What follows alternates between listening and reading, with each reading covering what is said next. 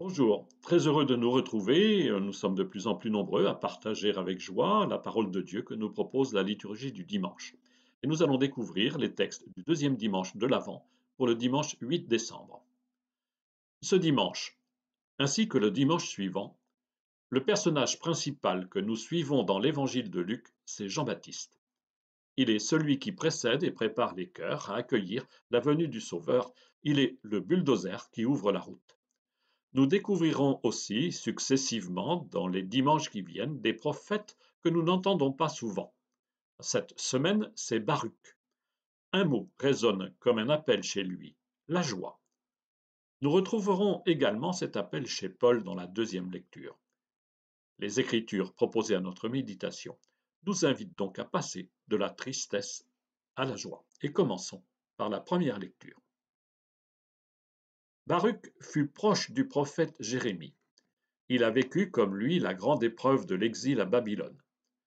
Le livre de Baruch commence par une longue lettre envoyée par le prophète aux Israélites restés au pays. Dans cette lettre, il leur demande de se rassembler pour prier. La première partie de la lettre décrit une liturgie pénitentielle. Il invite à demander pardon pour les fautes du peuple qui ont conduit à l'exil. La suite de la lettre, peut-être plus tardive, comprend une méditation sur la sagesse et des encouragements à tenir bon dans l'espérance. C'est la fin de ce message de confiance que nous lisons. Ce message d'espoir se trouve tout à la fin du livre de Baruch au chapitre 5, des versets 1 à 9. Jérusalem, quitte ta robe de tristesse et de misère, et revêt la parure de la gloire de Dieu pour toujours. Enveloppe-toi dans le manteau de la justice de Dieu. Mets sur ta tête le diadème de la gloire de l'Éternel. Dieu va déployer ta splendeur partout sous le ciel, car Dieu pour toujours te donnera ses noms, paix de la justice et gloire de la piété envers Dieu. Debout, Jérusalem, tiens-toi sur la hauteur et regarde vers l'Orient. Vois tes enfants rassemblés du couchant au levant par la parole du Dieu saint. Ils se réjouissent parce que Dieu se souvient. Tu les avais vus partir à pied, emmenés par les ennemis, et Dieu te les ramène portés en triomphe, comme sur un trône royal. Car Dieu a décidé que les hautes montagnes et les collines éternelles seraient abaissées, et que les vallées seraient comblées. Ainsi la terre sera aplanie, afin qu'Israël chemine en sécurité dans la gloire de Dieu. Sur l'ordre de Dieu, les forêts et les arbres odoriférants donneront à Israël leur ombrage, car Dieu conduira Israël dans la joie, à la lumière de sa gloire, avec sa miséricorde et sa justice. Le message prophétique demande qu'on quitte les vêtements de deuil. Le moment est venu de revêtir les habits de fête aux couleurs de Dieu lui-même. Le motif pour passer du deuil à la fête? L'épreuve s'achève. Les exilés reviennent au pays. La nature se met au diapason des cœurs. Les montagnes et les collines, symboles des obstacles sur le chemin du bonheur, deviennent des plaines accueillantes. Nous allons retrouver ces mêmes images dans l'Évangile. Mais là, ce n'est plus le peuple qui revient au pays, c'est Dieu qui vient visiter son peuple. Il faut lui aplanir la route. À l'approche de Noël, c'est ce message lumineux que nous accueillons. Découvrons maintenant la deuxième lecture que nous propose la liturgie de ce deuxième dimanche de l'Avent. Comme Thessalonique le dimanche précédent, la ville de Philippe se trouve en Macédoine, au nord de la Grèce. Paul y a fondé la plus ancienne communauté chrétienne en Europe vers l'an 50. Quelques années plus tard, on ne connaît pas la date exacte, Paul leur écrit alors qu'ils se trouvent en prison. Il veut soutenir leur foi et leur demande de rester unis. Mais il commence par leur dire sa vive affection et sa tendresse pour eux. Nous lisons le début de la lettre aux Philippiens au chapitre 1, les versets 4 à 6, puis 8 à 11. Le verset 7, laissé de côté, nous apprend que Paul est en prison. Frères, à tout moment, chaque fois que je prie pour vous tous, c'est avec joie que je le fais, à cause de votre communion avec moi, dès le premier jour jusqu'à maintenant, pour l'annonce de l'Évangile. J'en suis persuadé, celui qui a commencé en vous un si beau travail le continuera jusqu'à son achèvement au jour où viendra le Christ Jésus. Oui, Dieu est témoin de ma vive affection pour vous tous dans la tendresse du Christ Jésus. Et dans ma prière, je demande que votre amour vous fasse progresser de plus en plus dans la pleine connaissance et en toute clairvoyance pour discerner ce qui est important. Ainsi serez-vous purs et irréprochables pour le jour du Christ, comblés du fruit de la justice qui s'obtient par Jésus-Christ pour la gloire et la louange de Dieu.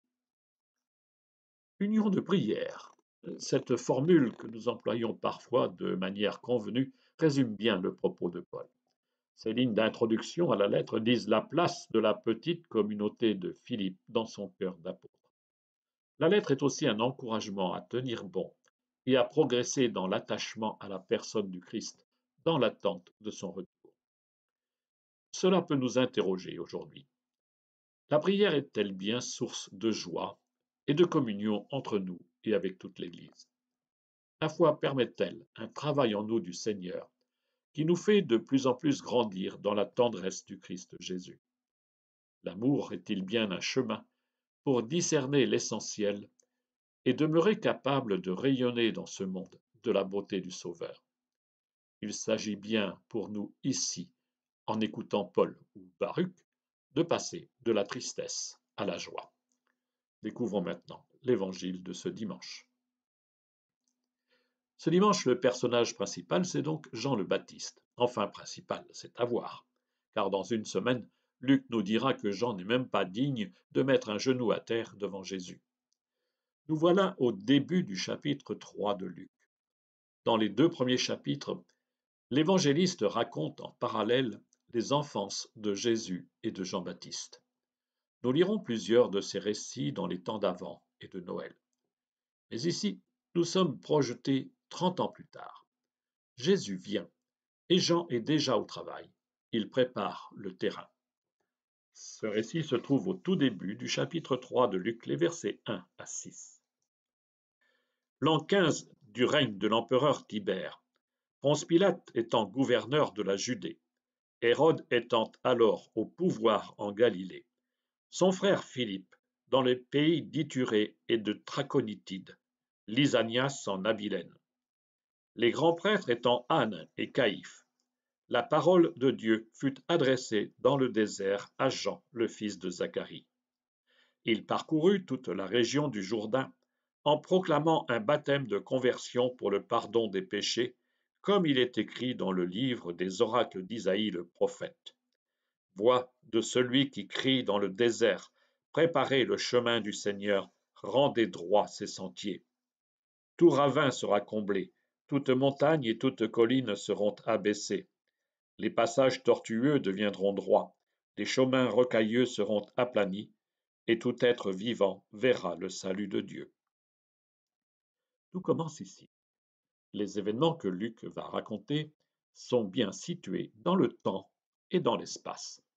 C'est pour cela qu'il cite les noms des responsables politiques et religieux au pouvoir dans ces années-là. Quelques mois plus tard, plusieurs de ces personnages s'entendront pour condamner Jésus à mort. L'Évangile n'est pas une fable ou un mythe, c'est un événement réel inscrit dans le temps. Tout commence ici, à l'automne de l'an 28. C'est un événement réel inscrit aussi dans l'espace. Tout commence dans ce petit pays sous domination romaine et précisément dans la région du Jourdain. L'irruption de Dieu se réalise dans l'espace et le temps. La foi chrétienne n'est pas un sentiment religieux désincarné, elle accueille la venue de Dieu Sauveur sur cette terre. Le récit proposé à notre méditation est un récit de vocation, car le Seigneur appelle Jean. La parole de Dieu fut adressée à Jean dans le désert. Comme le fit la même parole de Dieu pour des prophètes comme Jérémie ou Osée, Jean est le dernier des prophètes, et il ne reste pas les bras croisés, il se met en route. C'est un ministre itinérant qui va voir les foules venir vers lui. La foi est bien la résultante d'un double mouvement. La parole de Dieu s'approche, elle marche à la rencontre des humains, à condition que ceux-ci se mettent à leur tour en marche. L'annonce de la bonne nouvelle de Jésus ne peut se vivre qu'auprès des cœurs en attente et assoiffés de Dieu. Pour l'Église, Jean reste la figure de la mission à vivre aujourd'hui. Comme lui, il nous faut sortir de nos temples confortables pour devenir les voyageurs de Dieu. Jean proclame un baptême de conversion en attendant le baptême du Christ qui baptisera dans l'Esprit Saint et le feu. Impossible d'aller à la rencontre de celui qui vient sans vivre d'abord une vraie conversion. Devenir disciple exige de quitter sa robe de tristesse et de misère, comme le disait la première lecture. C'est vrai pour les catéchumènes. Le temps du carême, qu'ils vivront plus tard, est bien pour eux le temps de retour sur sa vie, de reconnaître ses péchés pour se savoir pardonner dans la nuit du baptême. Mais c'est aussi nécessaire pour tout baptisé, puisque la conversion est un mouvement initial qui n'est jamais achevé. Luc cite longuement un extrait du prophète Isaïe. C'est au chapitre 40, les versets 3 à 5, qu'on appelle habituellement le livre de la consolation, voix de celui qui crie dans le désert. La mission de Jean, c'est bien celle du bulldozer, celui qui déblaye la route dans les cœurs. Il est la voix, il n'est pas la parole. Jean était la voix, mais le Seigneur au commencement était la parole. Jean une voix pour un temps, le Christ la parole au commencement, la parole éternelle. C'est ainsi que saint Augustin distinguait Jean et Jésus dans une de ses homélies, le sermon 288. Enfin, Luc ajoute un verset des Écritures à sa citation. Tout être vivant verra le salut de Dieu. Isaïe chapitre 40, verset 6. En l'an 30, Jean s'est adressé au peuple juif héritier de la première alliance. Mais quand Luc rédige son évangile 50 ans plus tard, les païens ont accueilli la bonne nouvelle. Paul en témoigne dans la deuxième lecture.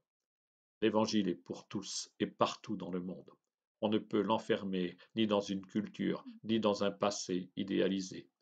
Le baptême de Jésus, c'est celui qu'on reçoit aujourd'hui dans l'Esprit. Bon dimanche.